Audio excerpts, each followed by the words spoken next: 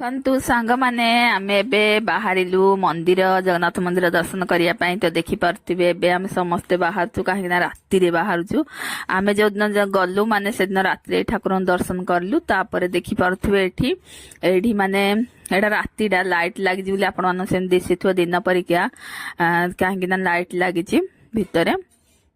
ଦୌଡ଼ି ଗଲା ସେ ରାସ୍ତାରେ ଆମକୁ ଶିବ ଠାକୁର ମାନେ ଶିବ ଠାକୁରଙ୍କ ମନ୍ଦିର ଆମକୁ ରାସ୍ତାରେ ଆସିଲା, ତ ତାଙ୍କୁ ଟିକେ ଏଠି ପ୍ରଣାମ କରିଲୁ। ଦେଖିପାରୁଥିବେ ନନ୍ଦୀ ମହାରାଜ ବାହାରି ବସିଛନ୍ତି ଏଠି ଦେଖିପାରୁଥିବେ। ତାପରେ ଫଟାଫଟ ଆମେ ପୁରୀ ଗଲୁ, ତ ସେଠି ବି ଆମେ ଯାଇକି ଦେଖିପାରୁଥିବେ ଏଠି ଆମେ ଛିଡା ହେଇକି ଟିକେ ଫଟୋ ନେଲୁ। ତାପରେ ରାତିରେ ଆମର ଦର୍ଶନ କରିଲୁ। ରାତିରେ ଯେମିତି ଯାହା ଆପଣ ମାନେ ଦେଖିଥିବେ, ମୁଁ ଯୋଉ ପୁରୀର ମାନେ ପୁରୀ ଜଗନ୍ନାଥ ପୁରୀର ଯୋଉ ଲଙ୍ଗ ଭିଡିଓଟା ଆପଣ ମାନେ ଦେଖିଥିବେ, ତ ଏଇଟା ହଉଛି ତାର ସର୍ଟ ଭିଡିଓଟା। ତ ଏଇଗୁଡା ମୁଁ ସବୁ ସର୍ଟ ଭିଡିଓ ବନେଇକି ରଖିଥିଲି, ତ ଆପଣ ମାନଙ୍କ ହାତରେ ମୁଁ ସେୟାର କରୁଛି।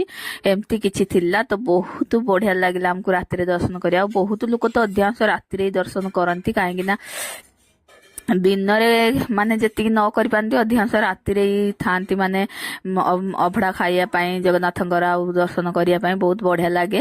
ତ ଆମେ ଯୋଉଦିନ ଯାଇଥିଲୁ ସେଦିନ ବି ମାନେ ବହୁତ ଲୋକ ରାତିରେ ବି ଦର୍ଶନ କରିଛନ୍ତି। ଯେମିତି ଦିନରେ ଭିଡ ସେମିତି ରାତିରେ ବି ଭିଡ। ଏଠି ଦିନ ରାତି କିଛି ଜଣା ପଡେନି, ରାତି ଦିନ ସବୁ ସେମ ସେଇ ଏମିତି ଥାଏ।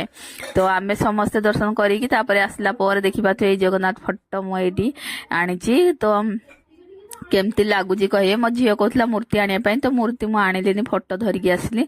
ତ ଫଟୋ ଟାଇପର ମୂର୍ତ୍ତି ମାନେ ଏମିତି ଟାଙ୍ଗିକି ରଖିବା ପାଇଁ, ତ ସେଥିପାଇଁ ଶୋ ବାଲା ଯୋଉ ଗୋଟେ ଥାଏ ମାନେ ସେମିତି, ତ ସେଇଥିରୁ ଆଣିଲି। ତ ଏଠି ଦେଖିପାରୁଥିବେ ଏଠି ଛିଡା ହେଇକି ଆମେ ମା ଝିଅ ଦେଖୁଛି। ମୋ ଝିଅ କହୁଛି ଏଇଟା ନେବି, ତ ମୁଁ ତାକୁ କହୁଛି ହଁ ତ ଏଇଟା ନେ। ତା ଚଏସରେ ସେ ତାର ଆଣିଲା, ତାର ଇଚ୍ଛା ଥିଲା ମୂର୍ତ୍ତି ଆଣିବା ପାଇଁ। ତ ଦେଖିବା ଆଉ କେତେ ଲାଇନ ନେକ୍ସଟ ଟାଇମ ଆସିଲେ ନବୁ ଆଉ। ତ ଏଇଠି ମୋର ସର୍ଟ ମାନେ ଆମେ ସର୍ଟ ବହୁତ ସାରା ସର୍ଟ ଭିଡିଓ ବନେଇଥିଲୁ, ତ ଫଟୋ ଏଇଠି ଦେଖିବା ନେଲୁ ଏବେ, କାହିଁକିନା ତବରେ ଟାଇମ ସାୟଦ 11:30 ସମଥିଙ୍ଗ ହେଇଥିଲା। ତାପରେ ଗଲା ସେ ରାସ୍ତାରେ, କାହିଁକି ନା ମୁଁ ଏବେ ପୁରୀ ଦର୍ଶନ କରିକି ତ ମାନେ ରିଟର୍ନ ହବୁ, ତ ସେଥିପାଇଁ ଏଇଠି ଦେଖିପାରୁଥିବେ ଏଇଠି କିଛି କିଛି ଦେଖୁଛି, କିଛି କିଛି ମାନେ ଷ୍ଟେସନାରୀ ସାମାନ ପଡିଥିଲା, ଆଉ କିଛି ଠାକୁରଙ୍କ ସାମାନ ପଡିଥିଲା। ତ ସବୁ ଦେଖୁଥିଲି। ହବି କହୁଥିଲି କି ଏତେ ସାରା ଏତେ କଣ ଦେଖୁଛୁ ଏତେ ସମୟ, ତ ଏରା କଣ ନବୁ ମାନେ। ତ ମୁଁ ଭାବୁଥିଲି ଆମର ଭାଇର ଝିଅ ପାଇଁ କିଛି ନେବି, ଆଉ ଘରକୁ ତ ଯିବି, ତ ଘର ପାଇଁ ବି କିଛି କିଛି ନେବି। ତ ଏଇଗୁଡା ସବୁ ବହୁତ ବଢିଆ ବଢିଆ ଫଟୋ ଫ୍ରେମ ଥିଲା, ଆଉ ବହୁତ ଠାକୁରଙ୍କ ସାମାନ ବହୁତ ଜିନିଷ ଥିଲା। ତ ମୁଁ ହେତେ ଇଏ କରୁନଥିଲି, ନେବି ବୋଲି ଚାହୁଁଥିଲି ହେଲେ ଆଣି ପାରିଲିନି। ଅଳ୍ପ କିଛି ଆଣିଛି, ସେଟା ଆପଣ ମାନେ ପରେ ଆପଣ ମାନଙ୍କୁ ସେୟାର କରି। ତ ଦେଖିପାରୁଥିବେ ଏଠି ଶଙ୍ଖଟେ ବି ନେବି ବୋଲି ବହୁତ ମନ ଥିଲା, କଣ କରିବା ହବି ମନା କଲେ ତୁ ବଜେଇ ପାରୁନି ନେନି।